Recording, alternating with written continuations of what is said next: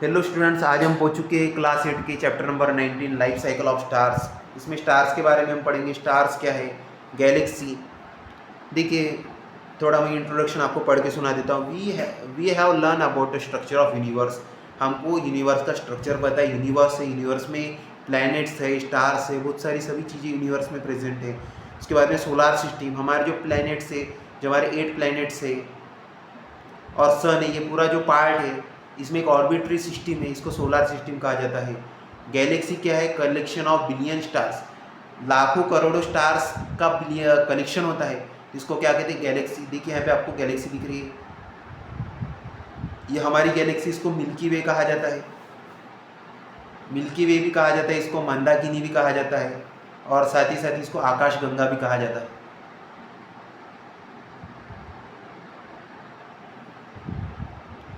तो जो यूनिवर्स जो बना है, तो बहुत सारे गैलेक्सीज से आके बना है। तो देखिए, टाइप्स ऑफ गैलेक्सी, स्पाइरल होती है, इलिप्टिकल होती है, इरेगुलर होती है।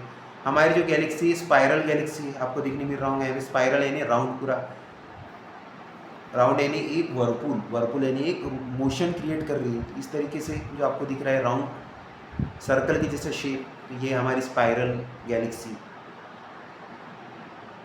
अब ये सब व्यू कहाँ देखे जाते थे, तो टेलीस्कोप में देखे जाते हैं। और आप क्लास 9 में जैसे पहुँचेंगे वैसे इस चैप्टर को डीप में पढ़ेंगे। ये पूरी इंफॉर्मेशन आपको पढ़ना है, रीड करना है। एस्ट्रोनॉमर यानी जो क्या करते हैं, एस्ट्रोनॉमर्स का मतलब होता है जो स्पेस की स्टडी करते हैं। देखिए, properties of stars, properties of stars क्या है, at night we can see 4000 stars our naked eyes. Naked eyes का मतलब होता है खुली आँखें। तो हम नियर अबाउट 4000, अभी हमको एक अंदाज बताया गया, बहुत सारे स्टार्स है, तो हम ऐसे इस तरीके से स्टार्स को देखते हैं। सन भी क्या है, स्टार है।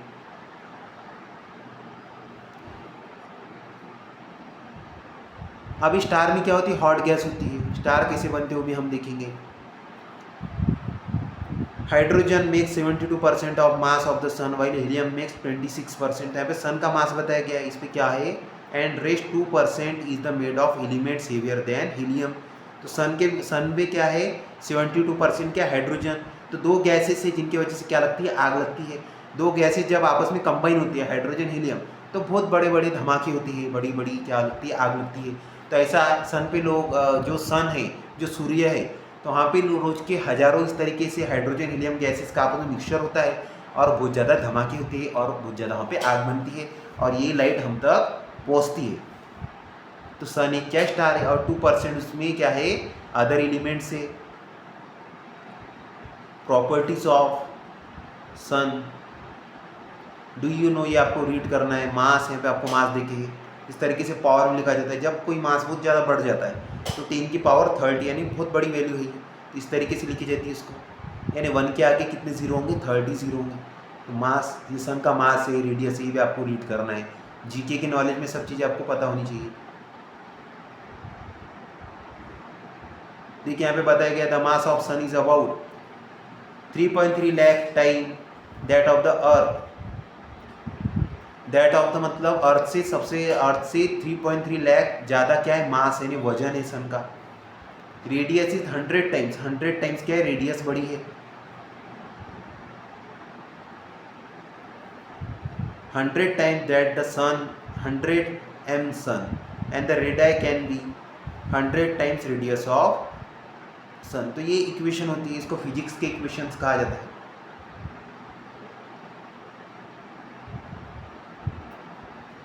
देखिए, आपको यहाँ पे एक छोटा इमेज दिख रहा है, इसमें सन आपको बताया जा रहा है। सन आपको छोटा सा दिख रहा है, उसके बाद में आपको super giant star, red giant, white dog, तो ये बहुत बड़े स्टार है। तो सन से भी बड़े स्पेस में क्या है, स्टार्स है।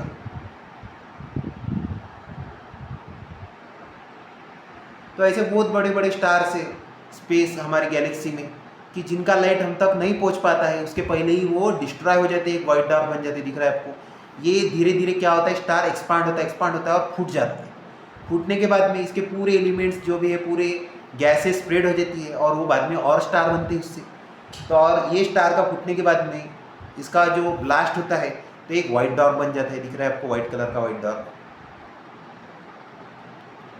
देखिए, यहाँ पे बेसिक इंफॉर्मेशन है, the age of the sun and other stars which is time elapse after their formation can be between the few million years to few billion years. तो सन को बन के क्या हो गए, बिलियंस ईयर हो चुके हैं, यानी लाखों करोड़ों साल हो चुके हैं। नियर अबाउट जहाँ तक मुझे पता है तो सन को 6 बिलियंस ईयर्स हो चुके हैं बन के, और अर्थ को 4 बिलियंस ईयर या 3 बिलियंस ईयर, आप गूगल पे सर्च कर सकते हैं, नियर अबाउट कुछ तो भी समथिंग है, इतने हो चुके हैं। देखिए यहाँ पे देख लेंगे हम, इंफॉर्मेशन देखिए हमारे सामने, according to the studies made by astronomers ने जो स्टडी की है, this property is slowly change in further after 4.5 billion years. तो ये जो भी चीज़ें सब अंदाजे, कोई ऐसा फिक्स नहीं है वैल्यूज। देखिए बर्थ ऑफ स्टार, स्टार का बर्थ किस तरीके से होता है। अब आपको एक क्लाउड दिख रही है इसमें इमेज में, देखिए इस क्लाउड्स को कहते हैं इंटरस्टेलर क्लाउड। तो मैं आपको सीधी इजी लैंग्वेज में बताता हूँ, थोड़ा मैं ड्रॉ वगैरह भी करके बताता हूँ आपको। देखिए दो एस्ट्रॉइड है, एस्ट्रॉइड यानी पत्थर, जो स्पेस में जो स्टोन्स होते हैं इनको एस्ट्रॉइड कहा जाता है। दो स्टोन्स आपस में क्या होते हैं, रब होते हैं, घसे जाते हैं या टकराते हैं, तो क्या निकलते हैं उससे, डस्ट, धूल निकलती है, डस्ट के पार्टिकल। तो एक हो गया डस्ट, डी लिख देता हूँ इसको, ये क्या होगी, डस्ट होगी। अब सेकंड, अब इसके आसपास में होते हैं इंटरस्टेलर क्लाउड। अब ये डस्ट घूमती है, घूमने के बाद में इंटरस्टेलर क्लाउड कुछ इस तरीके के, जब ये डस्ट इस तक पहुंच जाती है, ये डस्ट पहुंच चुकी है यहाँ तक। अब ये डस्ट पहुंचने के बाद में इंटरस्टेलर क्लाउड से क्या बनता है, यहाँ पे एक स्टार बन जाता है।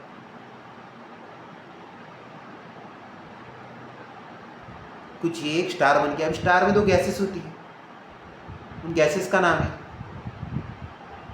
Hydrogen gas, helium gas. ये एज अ फ्यूल वर्क करती है, और धीरे धीरे धीरे धीरे स्टार क्या होता है, एक्सपांड, बड़ा बड़ा होता है, और एक टाइम हो जाता है रेड जायंट बन जाता है। तो इस तरीके से ये स्टार का फॉर्मेशन होता है। आपको ध्यान में क्या रखना है, दो एस्ट्रॉइड आपस में टकराते हैं तो क्या आती है, क्या बनती है, डस्ट। डस्ट किसके साथ में मिक्स होंगी, इंटरस्टेलर क्लाउड, और क्या बनते हैं, इंटरस्टेलर क्लाउड में दो गैसेस है जिसका नाम क्या है, हाइड्रोजन गैस, हीलियम गैस, और एक स्टार बन जाता है। बस इतना सिंपल प्रोसेस है इसका स्टार बनने का। देखिए स्टेबिलिटी ऑफ स्टार, तो स्टार्स के अंदर में स्टेबिलिटी होती है, यानी इसमें ग्रेविटेशनल फोर्स होता है। एक ग्रेविटेशनल फोर्स इसको क्या करता है, अपनी जगह पे स्टेबल रखता है। सेकंड थिंग, जैसा हमारा अर्थ क्या करता है, रोटेशन करता है, रिवॉल्यूशन करता है, वैसे ये स्टार भी क्या करते हैं, रोटेशन भी करते हैं, रिवॉल्यूशन भी करते हैं। प्लैनेट जो स्पेस में, यूनिवर्स में हर चीज़ क्या करती है, रोटेशन करती है, रिवॉल्यूशन करती है। अगर वो रोटेशन नहीं करेंगी, रिवॉल्यूशन नहीं करेगी, तो जो चीज़ें हैं वो किसके पास में अट्रैक्ट हो जाएंगी, मिल्की वे के पास में, स्टार्स के पास में अट्रैक्ट हो जाएंगी, सन के पास में अट्रैक्ट हो जाएंगी। तो ये सन, स्टार, इनके पास भी क्या है, ग्रेविटेशनल फोर्स है अपना, और ये चीज़ों को अपनी तरफ में क्या करते हैं, अट्रैक्ट करने की कोशिश करते हैं, और खुद भी क्या करते हैं, रोटेट करते हैं। रोटेट करने की वजह से उनसे रिपल होते हैं, दूर होते हैं। तो मैं आपको समझा देता हूँ और एक बार, ये कोई स्टार है, और फॉर एग्जाम्पल कोई एस्ट्रॉइड है, यहाँ पे कोई पत्थर है, तो ये भी क्या कर रहा है, रोटेशन भी कर रहा है, रिवॉल्यूशन भी कर रहा है, रोटेशन भी कर रहा है ये, और क्या कर रहा है, रिवॉल्यूशन भी कर रहा है। तो ये स्टार के पास में ग्रेविटी, तो स्टार क्या करेंगे, इसको अपने पास में खींचने की कोशिश करेगा। खींचने की कोशिश में अब ये घूम रहा है, तो ये इसके तरफ में नहीं जाएगा, ये क्या करेगा, एक सर्कुलर पाथ फॉलो कर लेगा, यानी इसके अराउंड घूमेगा। ऐसे ही सन है हमारा। अब सन पूरे प्लैनेट्स को क्या करता है, अपनी तरफ में खींचने की कोशिश करता है, लेकिन वो प्लैनेट भी क्या करते हैं, रोटेट करते हैं, रिवॉल्यूशन करते हैं, तो उसके तरफ में अट्रैक्ट नहीं होते। अब सन भी क्या करता है, खुद भी क्या करता है, रोटेशन भी करता है, रिवॉल्यूशन भी करता है, किसके अराउंड, मिल्की वे के अराउंड।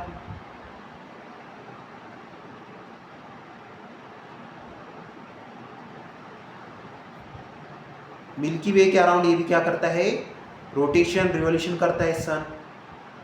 इसका भी मैंने एक शॉर्ट में वीडियो बताया है, ये भी आप देख सकते हो। तो इस तरीके से सन क्या करता है, फिर प्लैनेट को जब रिवॉल्यूशन, रोटेशन करते हैं तो रिपल करता है, ढकेलता है। वैसे स्टार क्या करते हैं, अगले ऑब्जेक्ट को अपने से दूर करते हैं, ढकेलते हैं, और अपने आप को क्या करते हैं, उनसे भी रिपल करते हैं, यानी एक जगह पे स्टेबल रहते हैं। यानी ना वो किसी को अपने पास में आने देते हैं ना किसी के पास में जाने देते हैं, और वो अगली भी चीज़ें क्या करती है, परफॉर्म करती है, वो भी रोटेशन करती है, रिवॉल्यूशन करती है। तो ये स्टेबिलिटी ऑफ स्टार। देखिए यहाँ पे ग्रेविटेशन दिख रहा है आपको, स्टार में क्या होता है, अंदर ग्रेविटेशन होता है। प्रेशर ऑफ हॉट गैस, तो अंदर इनको क्या खींचती है, ग्रेविटी, और हॉट गैस कहाँ लेके जाती है, इनको बाहर की तरफ में। इस जगह, इसके वजह से वो क्या करती है, एक जगह पे स्टेबल रहती है। जैसे आपको दो इंसान अगर खींचेंगे, दो पर्सन आपको खींचेंगे, एक राइट एक लेफ्ट, तो आप ना राइट में जाएंगे ना लेफ्ट में जाएंगे, एक जगह पे स्थिर रहेंगे। इस तरीके से हॉट गैस इनको क्या पे कापे जाने को, मोशन में कापे लेके जाती है बाहर की तरफ में, और ग्रेविटी इनको अंदर की तरफ में। इस तरीके से ये स्टार ना बाहर जा पाता है ना अंदर जा पाता है, इसकी गैसेस एक जगह स्टेबल होती है। तो evolution of star, evolution of star में पूरी इंफॉर्मेशन आपको रीड करनी है। एंड स्टेज ऑफ स्टार देखिए मैं आपको इमेज से समझा देता हूँ। ठीक है, यहाँ पे इंटरस्टेलर क्लाउड, इंटरस्टेलर क्लाउड से क्या बनता है, लो मास स्टार, हाई मास स्टार। इस तरीके से दो स्टार बनाए जाते हैं, एक बनता है लो मास स्टार, एक बनता है हाई मास स्टार। दोनों का वजन अभी किस पे डिपेंड है, डस्ट पे। अगर डस्ट ज़्यादा है, धूल ज़्यादा है, तो क्या बनेगा, हाई मास स्टार। अगर डस्ट कम है तो क्या बनेगा, लो मास स्टार। तो लो मास स्टार किस तरफ में जाता है, रेड जायंट की तरफ में, उससे बनता है रेड जायंट। और हाई मास स्टार से बनता है सुपर जायंट। रेड जायंट का एक्सप्लोजन होगा, उसी तरीके से सुपर जायंट का भी एक्सप्लोजन होगा। तो रेड जायंट का जब एक्सप्लोजन होता है तो क्या बनता है, व्हाइट डॉर्फ। और सुपर जायंट का जब एक्सप्लोजन होता है तो सुपरनोवा एक्सप्लोजन की तरह होता है। यहाँ पे क्या बनता है, न्यूट्रॉन स्टार बनता है। सेकंड थिंग, ब्लैक होल बन सकता है। दोनों में से कोई भी पॉसिबिलिटी है, कोई भी एक चीज बनेगी। तो एंड स्टेज ऑफ स्टार देखिए यहाँ पे, M star less than 8 M sun. एम का मतलब होता है मास ऑफ सन। तो एम स्टार कुछ मैं इस तरीके से आपको समझा देता हूं। देखिए, M S less than 8 S T लिख देता हूं मैं यहाँ पे, और यहाँ पे मैं एस लिख देता हूँ, यानी वो सन है, ये स्टार है। और एक बार मैं लिख देता हूँ थोड़ा यहाँ पे क्लियरली, आपको ये समझ में नहीं आएगा, कॉन्जुगेट हो रहा है थोड़ा। देखिए मैं लिख देता हूँ M S T star. M star क्या बताया, क्या लेस देन एम सन, लेकिन कितने पे है, एस लिखता ओनली, समझ में आएगा, 8 पे मल्टीप्लाई बाय 8, यानी 8 गुना। अब इसको मैं थोड़ा उल्टा कर देता हूँ। उल्टा करना है, यानी एम सन, यहाँ पे क्या 8 है, एम सन